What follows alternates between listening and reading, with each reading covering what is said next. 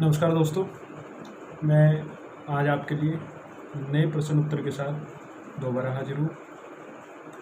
आज हमारे जो प्रश्न रहेंगे वे जैव विविधता और उसके संरक्षण से संबंधित हैं। जैव विविधता और उसके संरक्षण से संबंधित है।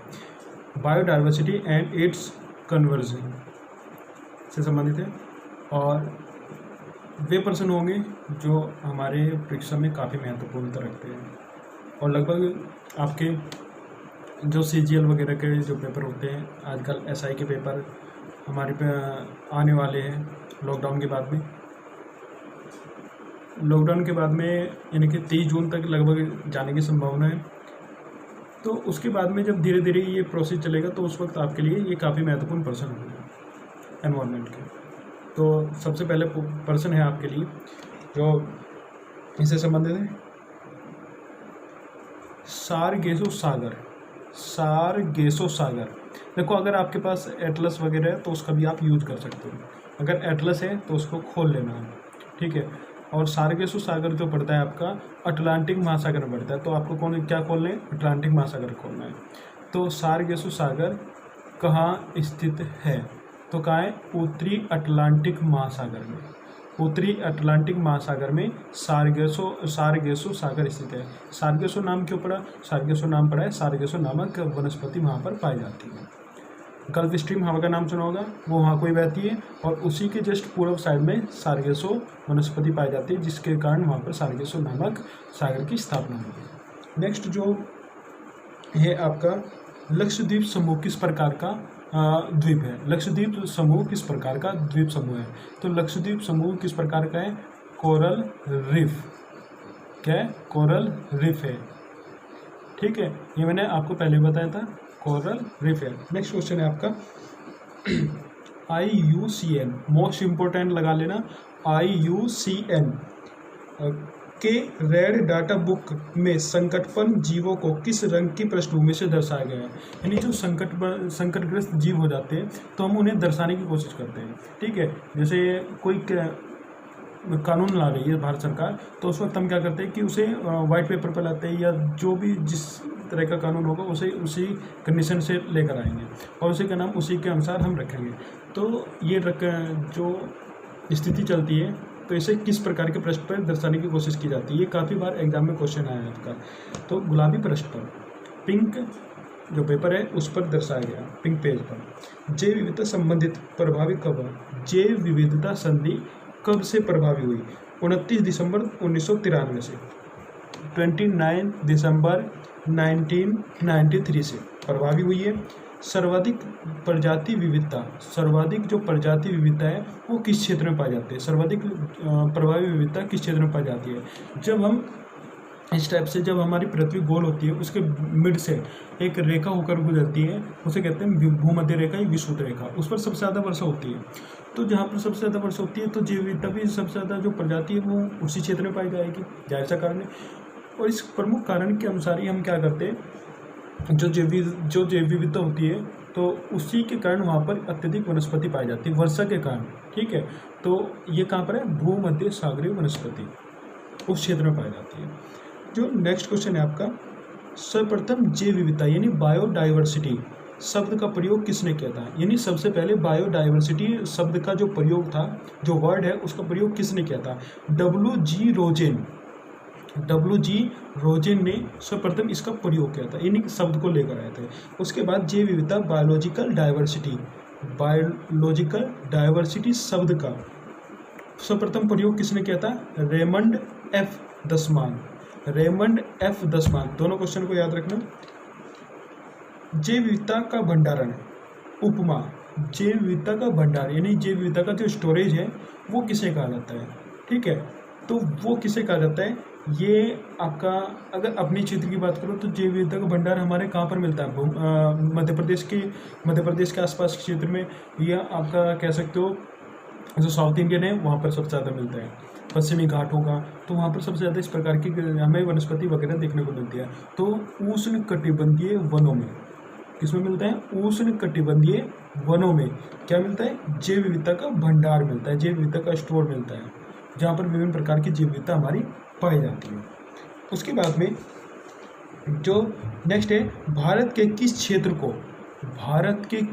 को पारिस्थितिकी का भंडारण कहा जाता है? यानी भारत का ऐसा कौन सा क्षेत्र है जिसे पारिस्थितिकी का भंडारण कहा जाता है? मैंने अभी साउथ इंडियन का जिक्र किया है, और साउथ इंडियन का वेस्टर्न घाट पश्चिमी भाग। तो पश्चिमी भाग, जहाँ से पश्चिमी भाग जो प्रारंभ होता है वो होता है ताप्ती नदी से लेकर कन्याकुमारी तक जो है हमारा पश्चिमी घाट पड़ता है। तो उस क्षेत्र को क्या कहेंगे हम? वो क्षेत्र जो है ताप्ती नदी से और कन्याकुमारी तक का, उस क्षेत्र में सबसे अधिक क्या पाई जाती है? जैव विविधता पाई जाती है। तो हम कह सकते हैं कि इसका आंसर क्या होगा? पश्चिमी घाट। यानी सबसे ज़्यादा जो पारिस्थितिकी प्रजाति पाई जाती है या भंडारण है पारिस्थितिकी का, वो क्या है? पश्चिमी घाट है हमारे देश का। उसके बाद में वैश्विक जैव विविधता का कितने प्रतिशत भाग भारत में पाया जाता है? वैश्विक जैव विविधता का कितने प्रतिशत भाग कहाँ पर पाया जाता है? भारत में पाया जाता है 7.8 से 8% 7.8 से 8% तक का जो भाग है वो कहाँ पर पाया जाता है? भारत में पाया जाता है। परवाल किस संघ के जीव है? परवाल यानी मूंगा जो है या परवाल है, कोरल रीफ है, वे किस प्रकार के संघ के जीव है? सिलीटेट्रा याद रखना, मोस्ट इंपोर्टेंट लगा लेना। सिलीटेट्रा संघ के जो परवाल है, बहुत पे क्वेश्चन आए कि परवाल किस संघ के जीव है? सिलीटेट्रा वंश के जीव है। उसके बाद में जो आपका आता है, किस भारत का सबसे बड़ा हॉटस्पॉट क्षेत्र कौन सा है? हॉटस्पॉट देखो, विश्व में टोटल 36 के लगभग हॉटस्पॉट क्षेत्र है। हॉटस्पॉट वे क्षेत्र होते हैं जहाँ पर जो प्रजाति पाई जाती है वो अति संकटग्रस्त हो, वो क्षेत्र को हम हॉटस्पॉट क्षेत्र में लेकर आते हैं। तो भारत का पश्चिमी घाट, यानी कि जहाँ की स्थानीय प्रजाति क्या है? संकटग्रस्त है। जो वहाँ की प्रजाति पाई जाती है, जिसे हम अल्फा गामा बीटा में डिवाइड करते हैं और उनके द्वारा उनके रूल को निकालते हैं, तो उसी कंडीशन में जो स्थानीय प्रजाति है वो जो जब संकट में आ जाती है तो उसे हॉटस्पॉट क्षेत्र घोषित कर दिया जाता है। और भारत के ऐसे कौन से 4 क्षेत्र घोषित किए गए हैं, जैसे पश्चिमी घाट होगा आपका, पश्चिमी घाट से अलग सुंडरलैंड हो गया। सुंडरलैंड नवीन हॉटस्पॉट क्षेत्र है भारत का। सुंडरलैंड ये पड़ता है आपका इंडोनेशिया के अबव यानी निकोबार द्वीप समूह में पड़ता है। भारत का निकोबार द्वीप समूह सुंडरलैंड में स्थित है। मैं आगे क्वेश्चन भी बताऊंगा इसका। उसके बाद हिमालयन क्षेत्र, प्राथमिक कौन सा है? हिमालयन क्षेत्र।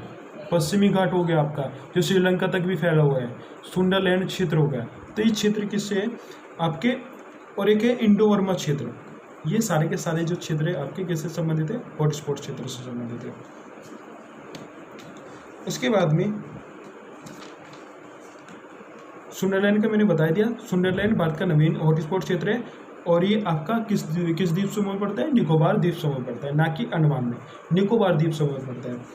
उसके बाद में आपका हॉटस्पॉट की अवधारणा का प्रतिपादक कौन है? यानी हॉटस्पॉट शब्द किसने दिया था? नॉर्मन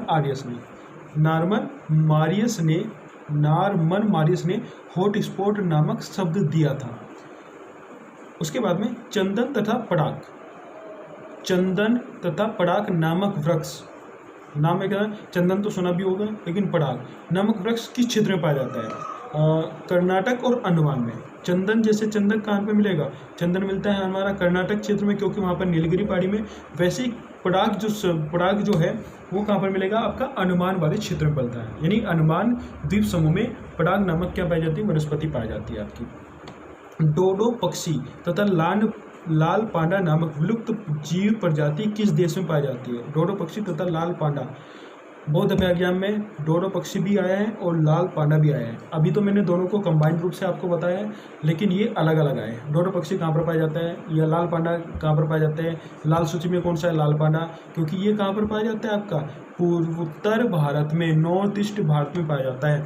अब बात करते हैं किसकी? डोडो और लाल पांडा की, क्रम से मॉरिशस और चीन, क्योंकि चीन ने इसे अपना पशु भी घोषित कर रखा, राष्ट्रीय पशु भी घोषित कर रखा। तो याद रखना मॉरिशस और क्या है? चीन। यानी कि डोडो कहाँ पर पाया जाता है? मॉरिशस में, जबकि लाल पांडा कहाँ पर पाया जाता है? चीन वाले क्षेत्र में।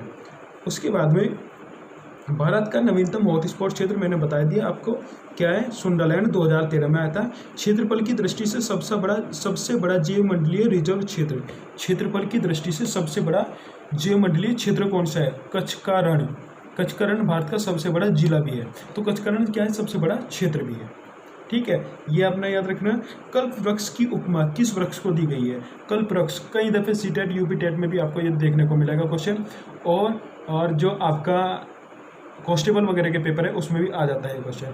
कल्प वृक्ष का क्षेत्र यानी कल्प वृक्ष किस वृक्ष को उपमा दी गई है? तो किसे दी गई? नारियल के जो पेड़ है उसे कल्प वृक्ष कहा जाता है। नारियल का जो पेड़ है उसे क्या कहा जाता है? कल्प वृक्ष कहा जाता है। और जैसे नारियल का पेड़ कहाँ पर मिलेगा आपको? साउथ इंडियन में एसआई में मिलेगा, साउथ इंडियन में मिलेगा, और लक्षद्वीप में मिलेगा, अंडमान में मिलेगा। ठीक है, वहीं पे इसकी उपयुक्त जलवायु है। भारत में प्रथम, मोस्ट इंपोर्टेंट लगा लेना, भारत में प्रथम जैव मंडलीय क्षेत्र, भारत में प्रथम जैव मंडलीय क्षेत्र नीलगिरी की स्थापना कब की गई थी? भारत का प्रथम जैव मंडलीय क्षेत्र कौन सा है?